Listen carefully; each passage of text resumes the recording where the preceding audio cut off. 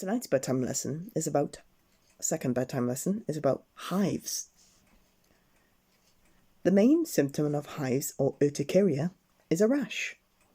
The rash may be raised, be very itchy, be on one part of the body, spread over large areas, range in size from a few millimeters to the size of a hand, change in appearance within 24 hours. Diagnosing hives. Hives can usually be diagnosed by examining the distinctive red rash. The pharmacist or GP may also ask you questions to find out what triggered your symptoms. If your symptoms last a while, chronic urticaria, a doctor may arrange for tests to help work out the cause. They'll also ask about anything that makes your symptoms worse. Treating hives. Most hive rashes don't need treatment. The symptoms are usually mild and often get better within a few days. If necessary, a pharmacist can give you advice about antihistamines to help treat hives. Antihistamines may not be suitable for young children, or if you've got a long-term condition, you should discuss this with the pharmacist. Treat severe hives. If hives are more severe, your doctor may prescribe steroid tablets, which means oral corticosteroids, antihistamines, menthol cream to relieve itchiness. If hives don't go away with a treatment, a doctor may also refer you to a skin specialist or dermatologist. Cause of hives. Hives occur when histamine and other chemicals are released from under the skin's surface. Let me read that part again. Hives occur when histamine and other chemicals are released from under the skin's surface. This causes the tissues to swell. Histamine can be released for any reasons, including eating certain foods, an insect bite or sting. Cold includes exposure to cold water or wind. Heat, including from exercise or eating spicy food. Emotional stress, an infection like a cold. Having drinks like alcohol or caffeine. Taking medicines like non-steroidal or anti-inflammatory medicines or antibiotics. A reaction to environmental factors like pollen, dust mites, and chemicals. An allergic reaction to latex. Scratching or pressing on your skin like wearing itchy or tight clothing. A problem with your immune system, and water or sunlight, although this is rare. If you can, try to work out what's causing your hives. This can help to avoid them in the future.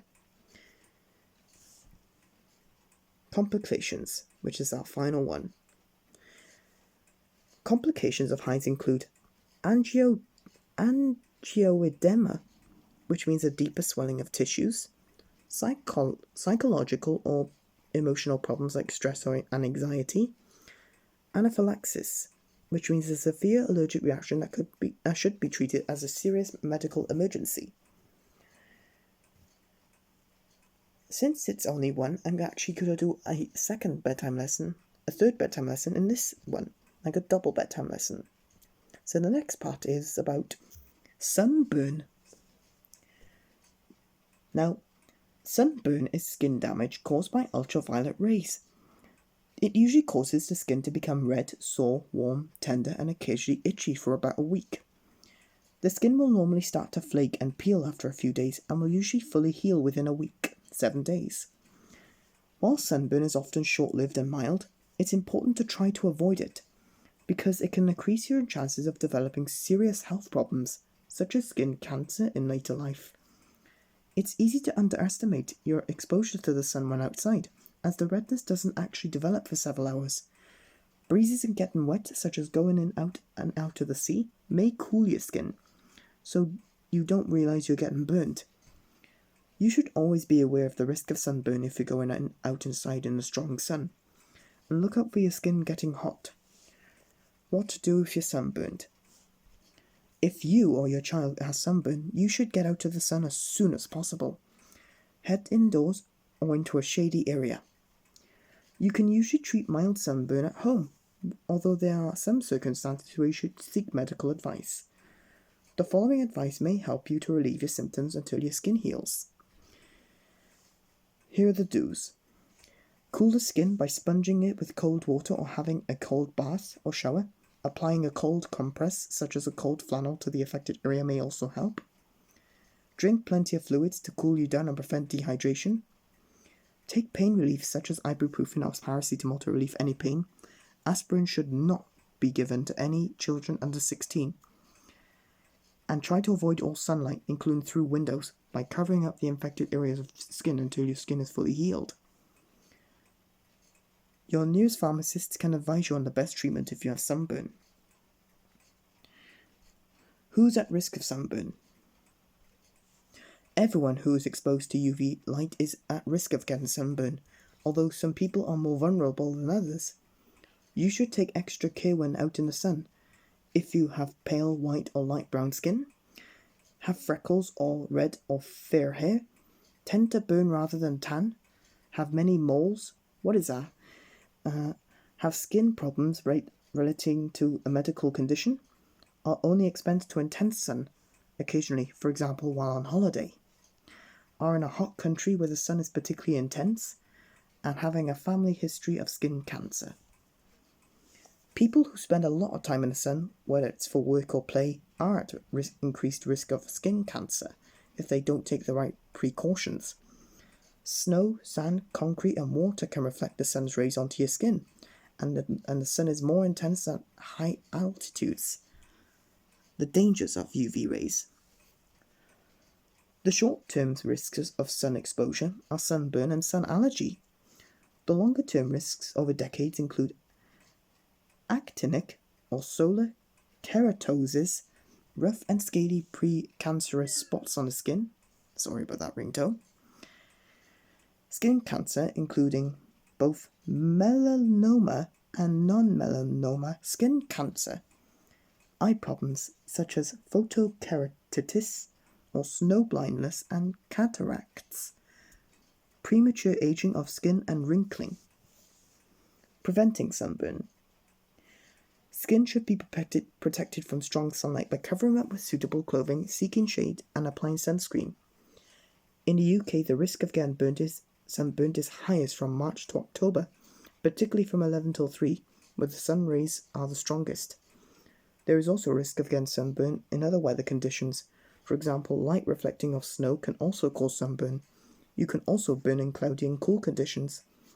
Suitable clothing includes a wide-brimmed hat that shades the face, neck and ears, a long-sleeve top, trousers or long skirts enclose weave fabrics that do not allow sunlight through, sunglasses with wraparound lenses or wide-armed with the CE mark and European standard EN 1836:2005. Sunscreen. When buying sunscreen, make sure it's suitable for your skin and blocks both ultraviolet A and ultraviolet B radiation. The sunscreen label should have letters UVA in a circle logo and at least a 4-star UVA protection. At least SPF 30 sunscreen to protect against UVB. Most people do not apply enough sunscreen. The amount of sunscreen needed for the body of an average adult to achieve the stated sun protection factor of SPF is around 35 millimeters or 6 to 8 teaspoons of lotion. If sunscreen is applied too thinly, it provides less protection. If you're worried you might not be applying enough SPF 30, you could use a stronger SPF 50 sunscreen. If you plan to be out in the sun long enough to risk burning, sunscreen needs to be applied twice, 30 minutes before going out or just before you go out. Sunscreen should be applied to all exposed skin, including the face, neck, ears, and head, even head if you have thin or no hair, but a wide-brimmed hat is better. How long it takes for your skin to go red or burn varies from person to person. The Cancer Research UK website has a handy tool where you can find out your skin to see where you might be at risk of burning. Water-resistant sunscreen is needed if sweating or contact with water is likely. Sunscreen needs to be reapplied liberally, frequently and according to the manufacturer's instructions.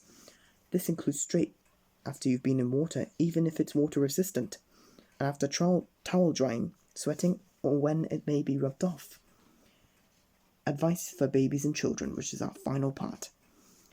Children aged under 6 months should be kept out of direct, strong sunlight. From March to October in UK, children should cover up with suitable clothing, Spend time in shade, particularly from 11 till 3, and wear at least an SPF 30 sunscreen. To ensure they get enough vitamin D, children aged under 5 are advised to take vitamin D supplements even if they do get out in the sun. Time for our bedtime bird.